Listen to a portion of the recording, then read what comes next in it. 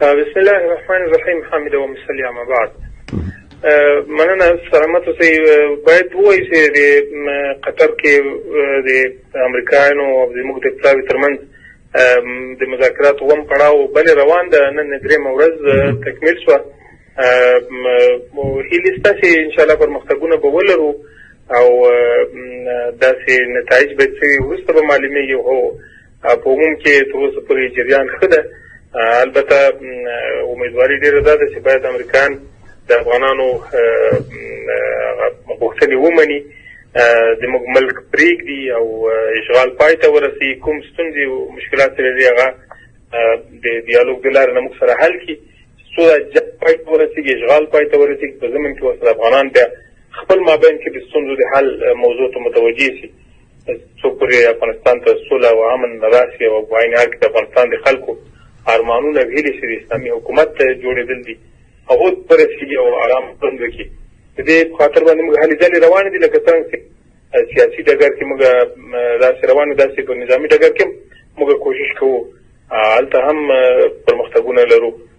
امید شته چې نتیجه ورکړي دواړه پروسې.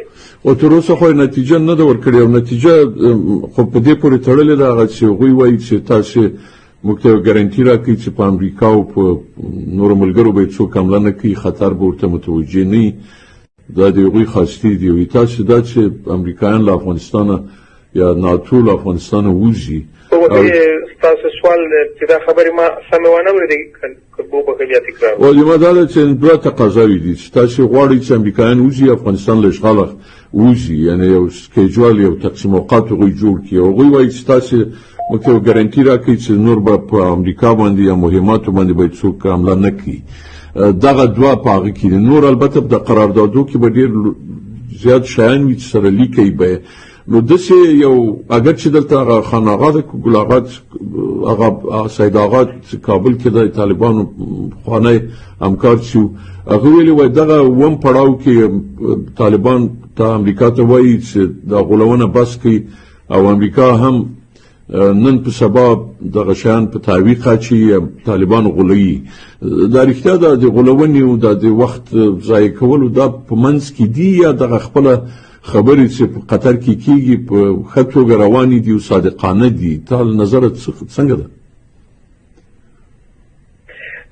تر اوسه پورې باید دومره ووایو چې خبرې خو ښې روانې دي، او که چیرې موږ په دې باندې پوه او درک کړو چې امریکایان وخت ضایع کوي، بیا موږ هم لارې لرو عکس العمل کوو په دې کې، او بیا بېرته جریان متوقف کولی شو. ولې تر اوسه پورې هغه امید چې موږ یې لرو چې خبرو کې پرمختګ کېږي.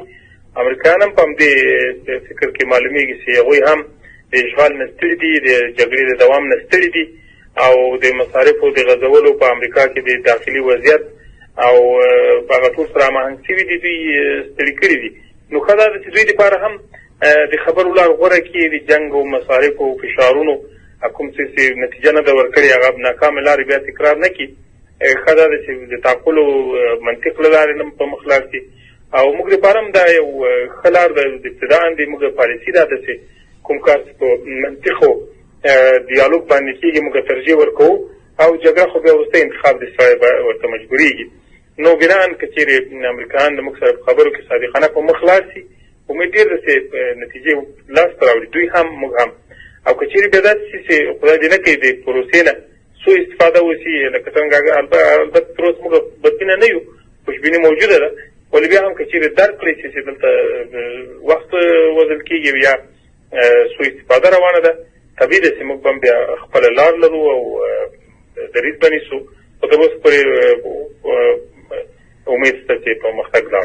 او دلته ځینو ته سوالونه پیدا کېږي، نه پوهېږم چې دا ولې دوی داسې کوي چې انتخابات له یوې خوا تشویقي په افغانستان کې چې انتخابات وشي او بودیجه ورته تعینېږي، او د کابل حکومت هم ډېره خوشبینه ده، او طالبانو باندې هم ډېرې حملې وکړې. اسدالله خالد هم وویلې چې اوس طالبان مغلوبه شوي دي او سنګرونه یې موږ نیولي دي، او ډېرې ولسوالۍ د دوی له لاسه خلاص یې کړې، دوی مغلوبه دي. په سیاست کې هم دوی واداره کېږي، امریکا یې راولي چې جمع پاکستان چې د افغانستان له حکومت سره کینی او سر ورته کېږدي د حکومت ته. دغه خبرې اورو. بل خو په قطر کې د وم پړاو د چې د دوام لري کله دا خبره سړه شي بیا توده شي دغه تفهیم خو ډیر یعنی مشکله باید نه وي، خو یو څو آیټم باید دي چې هغه سره توافق وشي، خبره خلاص شي. دغه تقریبا یو کال شو کې یو نیم کال د چې دا خبرې دوام لري او په دې منځ کې هر ورځ په سلهاو انسانان تلف کیږي په افغانستان کې. دا مشکل په څه کې ویني ولې دومره ځانډنی شو دا کار؟ باید یادونه وشي چې د کابل اداره ځان ته یو جلا داخلي بود ده چې اوس موږ د بهرني بود نه یو فارغ شوي، په دې معنی چې امریکایان سره د بهر نه د تپل شوي اشغال غم ونه خوړل شي او افغانان د استقلال حس ونه کړي، خپلو داخلي مسایل ته وخت نشي پیدا کولی. دا منطقي نه ده چې افغانان د فضای خپل واک کې نه وي، ځکه د خپل واک کې نه وي، پردي عسکر د په ملک کې وي، بیا موږ په داخلي مسایلو باندې بوخت یو. ښه دا ده چې بهرني موضوعات حل چې د ټولو افغانانو دپاره دا یوه ستونزه ده چې اشغال تپل شوی حالت او دلته بې اختیاره وضعیت دا د هېڅ افغان دپاره هم د منلو هم نه ده او باید هم ونه منل شي. د کابل ادارې ته هم توصیه دا ده چې باید دوی د اشغال سوري نه ځان وباسي. کله چې افغانان په خپل مابین کې افغانان پاتې شي، بیا د ټولو افغانانو سره د منازعاتو د حل دپاره لار پیدا کېږي. ولې په ناکامه تجربو باندې تکرار کول یا پافشاري په دې باندې کول چې د جنګي لارو نه به دوی څه وشي کولی، نو دا ډېره یې واضح خبره ده چې د ناټو ډېر یو په نړیواله سطحه لوی نظامي قوت ده او لوی نظامي تړون ده او داسې دغه هېوادونه چې په ناټو کې غړي دي هغه د په نړۍ په سطحه باندې له ټولو نه ډېر ښې مدرنې وسلې لري او ډېر ښه نظامي او اکاډمیک پلانونه لري د جګړو دپاره، ولې هغوی دلته ناکام شول. 18 کاله کېږي. دا تجربه کافي ده چې هغوی ناکام شول، د هغو شاګردان او د هغو غلامان او د هغو لاسپوڅي دا هېڅ کله هم نشي کامیابېدلی. جنګ په خبرو باندې په تبلیغاتو باندې نه ګټل کېږي. جنګ عیني واقعیتونه غواړي او میداني حقیقتونه غواړي. په میدان کې موږ تاسې شاهدان یو چې په ورځ کې د 200 نه ډېر د کابل ادارې عسکر اوس ژوند له لاسه ورکوي، خپلې پوستې او مراکز له لاسه ورکوي، ولسوالۍ له لاسه ورکوي. دا راپورونه ستاسې لږ مخکې واورېدل، دا د څه شي ګواهي ورکوي؟ په خپله د مغلوبیت ګواهي ورکوي چې کابل اداره په ډېر بد وضعیت کې ده.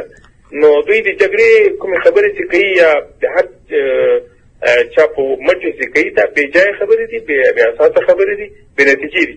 ښه دا ده چې اشغال پای ته ورسېږي، افغانان د استقلال حس وکړي، وروسته له هغه نه افغانان د خپل مابین کې د افغانانو په صفت باندې د خپلو منازعاتو د حل لپاره لار لټوو. موږ هم د دې لټه کوو.